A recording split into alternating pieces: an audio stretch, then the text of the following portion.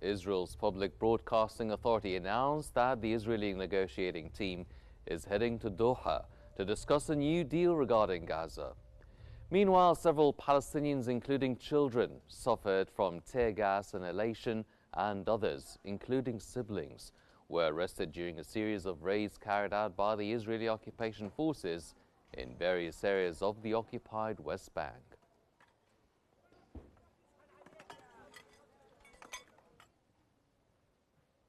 Seven Palestinians, including 3 children, were killed as Israeli airstrikes hit multiple locations in Khan Younis and Gaza City. Medical sources at Nasser Medical Complex reported that 5 civilians died when Israeli warplanes struck a tent sheltering displaced families west of Khan Younis. Another person was killed by Israeli drone fire in Bani Suhaila, east of Khan Younis. Additionally, medical staff at Al-Shifa hospital said a civilian was killed when an airstrike hit a home in the Sheikh Radwan neighborhood of western Gaza City.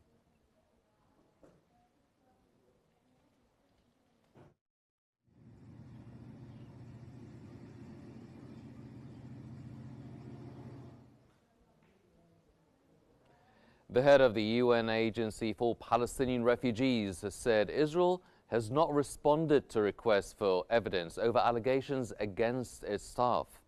UNRWA Commissioner General Philippe Lazzarini said he wrote to Israel's foreign minister last month seeking evidence behind claims that some staff were involved in the October 7th attacks. He said no response has been received and that Israel has not pursued any prosecutions.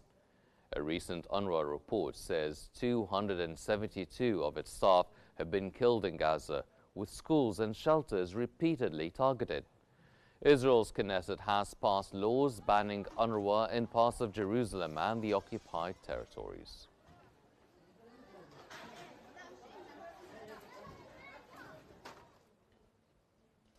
Iranian Foreign Ministry spokesperson Ismail Baghai denied reports of any ongoing negotiations with the United States regarding Iran's nuclear program. He added that public opinion in Iran is so angry that no one currently dares to even talk about negotiations or diplomacy.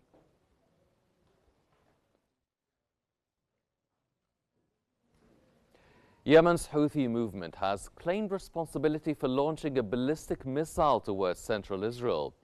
Houthi military spokesperson Yahya Sariyah said a hypersonic Palestine II missile targeted Ben Gurion Airport in what he called a major operation. He claimed the strike disrupted airport operations and sent civilians fleeing to shelters.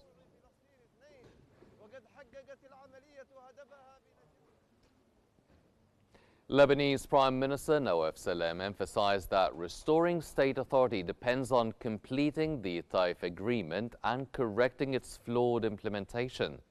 Salem stressed the need to confine all weapons to the hands of the state, noting that there has been a long-standing failure to address this issue since the Taif Agreement.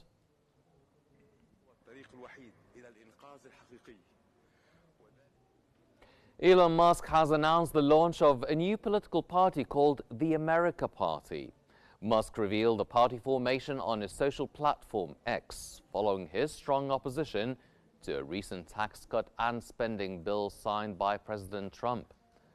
Musk called the legislation a massive outrage, pork-filled spending bill that worsens the U.S. budget deficit.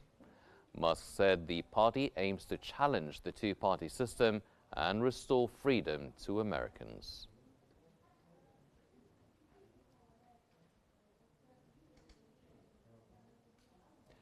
At least 50 people, including 15 children, have died after flash floods struck central Texas. Rescuers continue searching for dozens still missing following severe storms that dumped up to 15 inches of rain.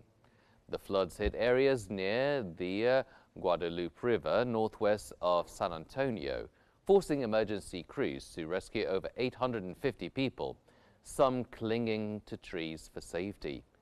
The disaster unfolded quickly on July 4th as heavy rain pushed river levels to nearly 30 feet. The National Weather Service has lifted the flash flood emergency for Kerr County, though the flood watch remains in effect until evening for surrounding areas.